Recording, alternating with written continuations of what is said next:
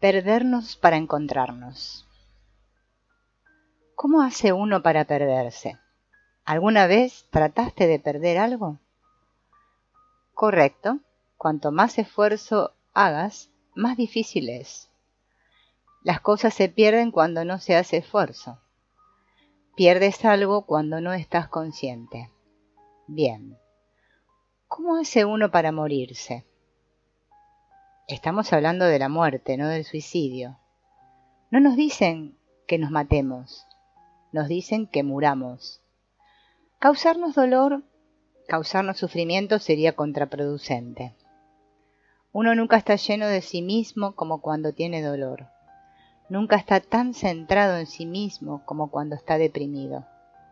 Nunca está tan dispuesto a olvidarse de sí mismo como cuando está feliz.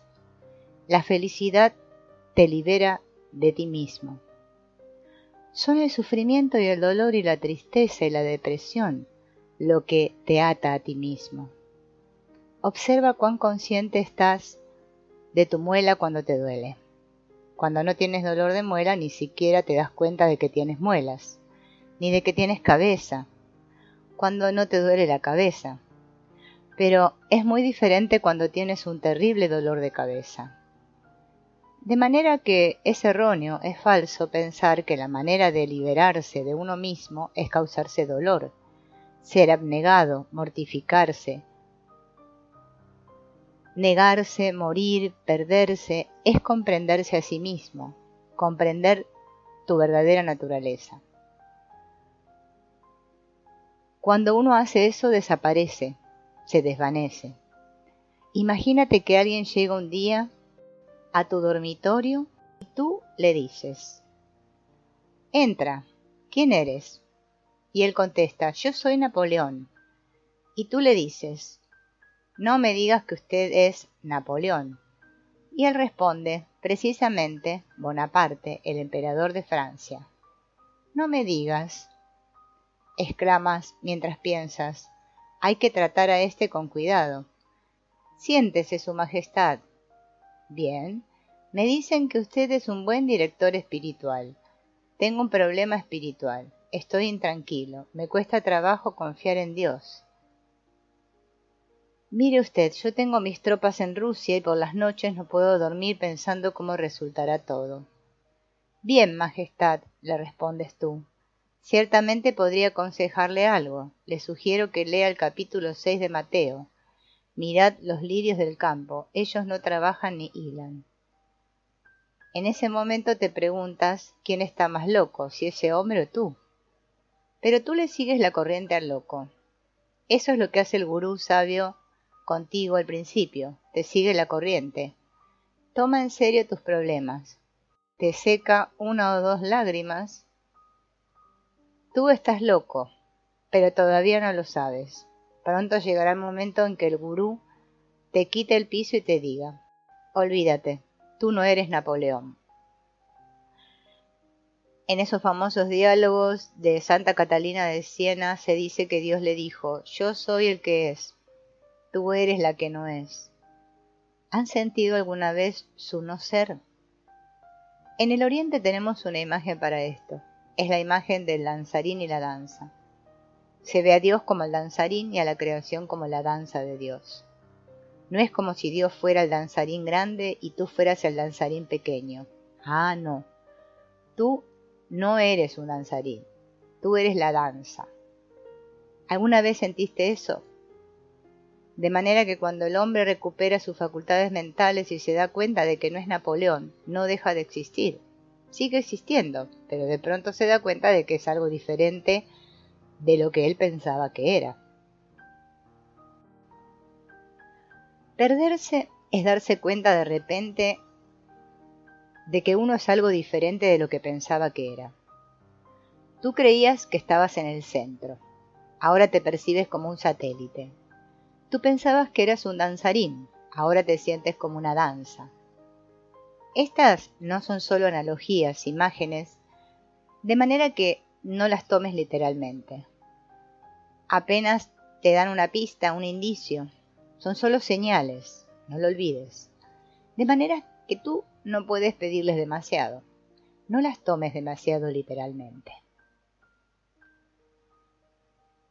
Pasando ahora a otra idea, hablemos del problema de la valía personal. La valía personal no significa el valor de uno mismo. ¿De dónde procede el valor de uno mismo? ¿Se obtiene del éxito en el trabajo? ¿Se obtiene de tener mucho dinero? ¿Se obtiene de atraer a muchos hombres o muchas mujeres? ¿Cuán frágil es eso? ¿Cuán transitorio? Cuando hablamos del valor de uno mismo, ¿no estamos hablando realmente de cómo nos reflejamos en el espejo de la mente de los demás?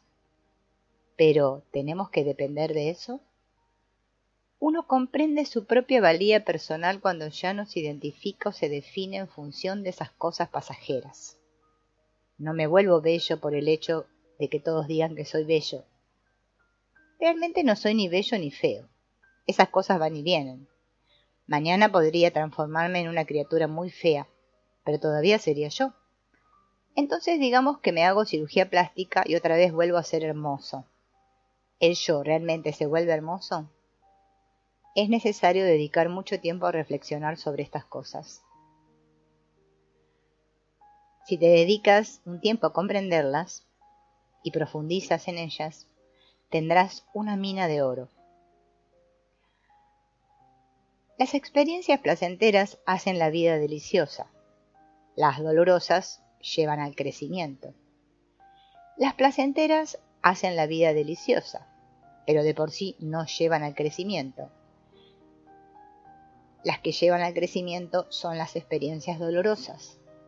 El sufrimiento señala un área en la cual uno todavía no ha crecido, en la cual uno necesita crecer, transformarse y cambiar. Limitémonos por ahora al sufrimiento psicológico, a todas esas emociones negativas que tenemos. La decepción que tienes cuando las cosas no te resultan como querías. Obsérvate. Mira lo que esas cosas dicen de ti.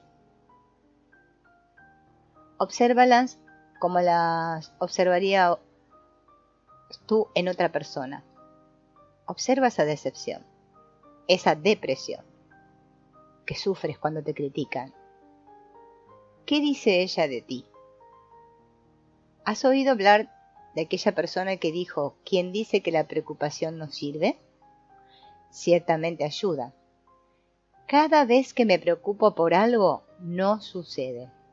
Bien, ciertamente le sirvió a ella. O el otro que dijo: la persona neurótica es la que se preocupa por algo que no ocurrió en el pasado. No es como nosotros, las personas normales, que nos preocupamos por las cosas que no ocurrirán en el futuro. De eso se trata, esa preocupación, esa ansiedad. ¿Qué te dicen a ti? Los sentimientos negativos, todos los sentimientos negativos son útiles para la conciencia, para la comprensión. Te dan una oportunidad de sentirlos, de observarlos desde fuera. Al comienzo, la depresión todavía estará allí, pero tú habrás cortado tu conexión con ella. Y gradualmente comprenderás la depresión. A medida que la comprendas, te darás con ella con menos frecuencia y luego desaparecerá por completo. Tal vez, pero en ese momento ya no importará gran cosa. Estar despierto es el estado en el que no hay engaño, en el que uno ve las cosas no como uno es, sino como ellas son, hasta donde esto le es posible a un ser humano. Dejar las ilusiones, ver las cosas, ver la realidad. Es eso lo que hace a uno desdichado. Es lo que provoca una reacción negativa en ti. La realidad proporciona el estímulo y tú proporcionas la reacción. Tú agregas algo con tu reacción, y si examinas lo que agregas, siempre allí hay una ilusión, una exigencia, una expectativa, un anhelo.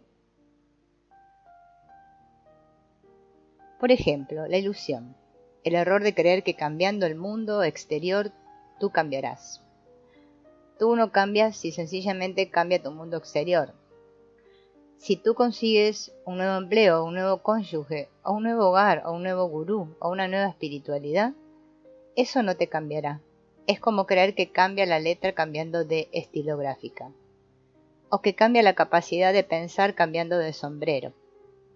Eso no te cambia realmente, pero la mayoría de los seres humanos gastan toda su energía tratando de reorganizar su mundo exterior de acuerdo con sus gustos.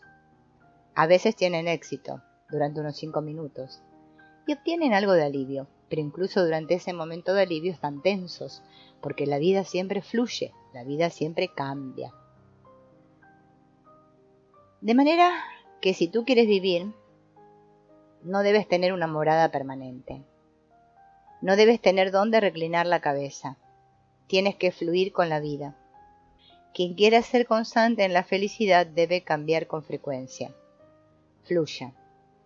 Pero siempre miramos hacia atrás, ¿no es verdad? Nos aferramos a las cosas del pasado, nos aferramos a las cosas del presente. Cuando uno pone la mano en el arado no puede mirar hacia atrás. ¿Quieres disfrutar la melodía? ¿Quieres disfrutar de una sinfonía? No te aferres a unos pocos compases de música o a un par de notas. Déjalas pasar, déjalas fluir. Todo el goce de la sinfonía depende de tu disposición para dejar que las notas pasen.